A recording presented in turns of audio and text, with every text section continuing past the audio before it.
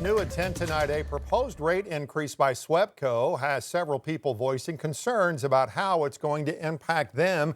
5 News reporter Laura Castleman in the studio now with us after a public hearing tonight on the issue. And Laura, residents telling you the rate hike could cost them more than just money.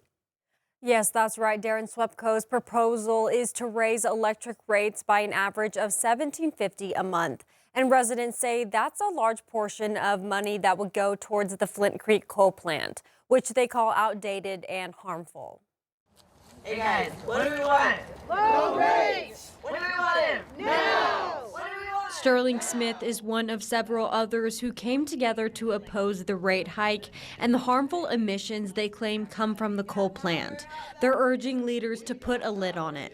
This proposed rate hike is unreasonable.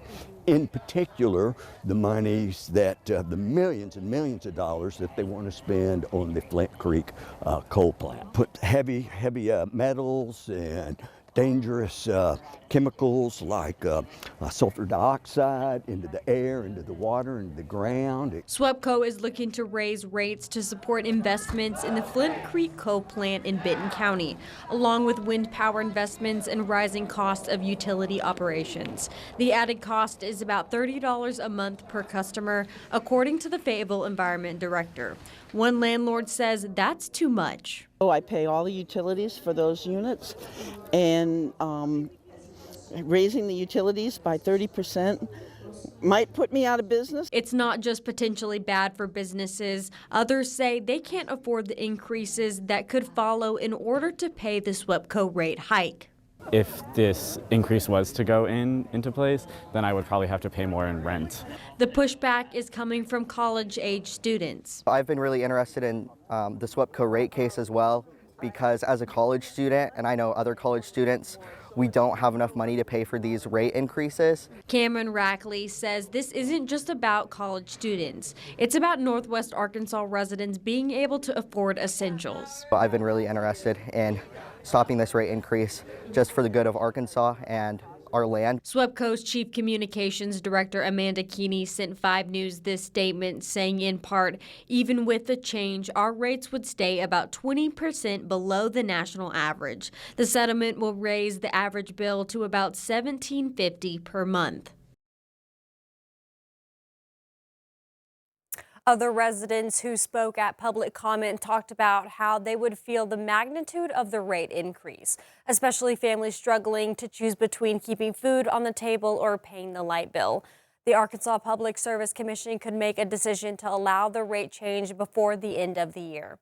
Laura Castleman, 5 News. All right, Laura, thanks. And Franklin County major budget cuts could mean cutting several emergency management positions. Cuts would eliminate 1 courthouse security guard, 2 911 dispatch positions, and 2 roles on an EMS truck.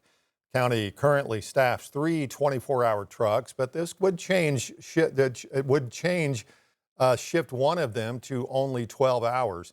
If approved, the cuts will take effect January 1st. Franklin County judge says he wants residents to know they will still get full-time care.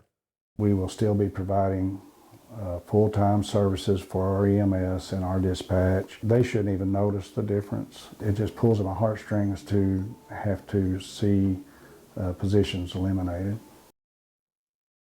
Bowman says each position cut would save the county up to $85,000. Now, the Budget Committee has already approved these proposed cuts. Those cuts now set to go before the Quorum Court next Thursday. Bowman says he expects that they will pass. New tonight, Sebastian County Sheriff's Office investigating after 3 people found dead at a house in Bonanza.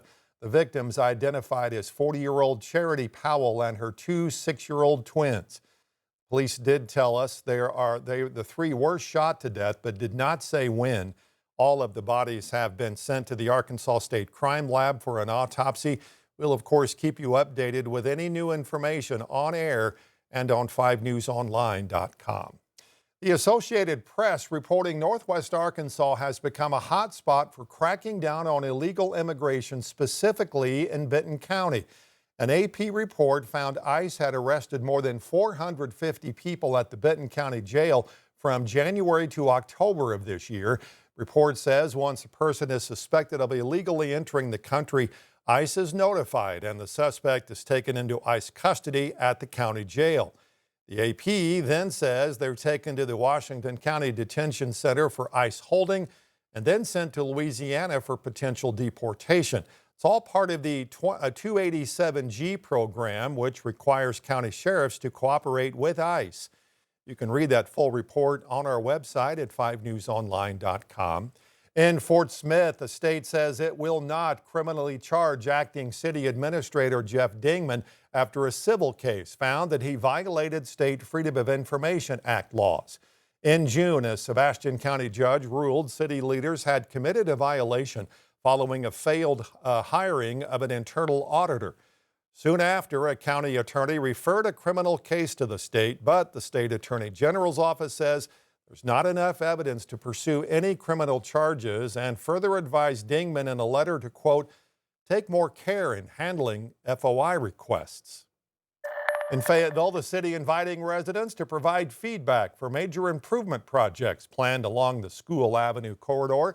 A release from the city says the projects will enhance safety and improve traffic flow in that area. There are 2 chances to provide feedback, one at an open house next Thursday at the Rock Street Annex of City Hall. Another is through an online portal.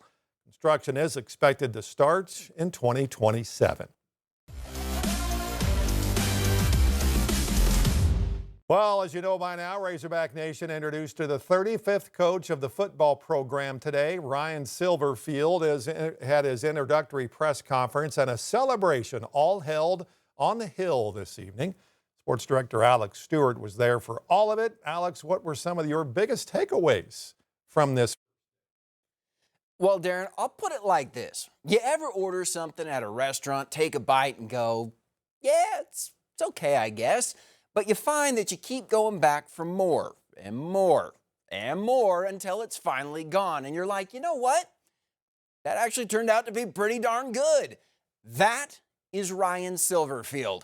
Initially, the fan base wasn't so sure about the hire, but as they looked more into him and heard him speak today, well, he's just getting better and better and better. He's full of energy. He's ready to go fundraise. He's big into recruiting and developing. He respects the program, its history, and the state. He's a culture-first guy, and if you believe Hunter Yurachek, he has ample financial backing. Add all of this up, and he says it's going to go from rebuild to built faster than you might think. And I think that can happen immediately. It's not one of these things where we're sitting here saying, hey, you know, Hunter, I need 3 years to rebuild this. No, we can start rebuilding the culture the moment we step down, the moment I had the opportunity to sit face to face with these guys and talk to them and see what they're all about and tell them what I'm all about and how we're going to do this thing together.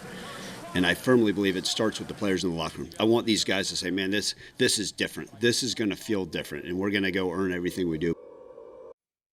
Earn it and all in. The 2 phrases we've heard all day from Ryan, and you better be all in, sticking around until sports, because we're going to continue to hear more from him in just a few minutes. But first, Darren, I think the fans might have something to say about Coach 35. Yeah, and a lot of them, too. Razorback Nation showed out in full force, as you just saw there, eager to meet and hear from the new head hog. And so far, the fans we talked to say they're impressed, and they're ready to see what he has planned on the gridiron.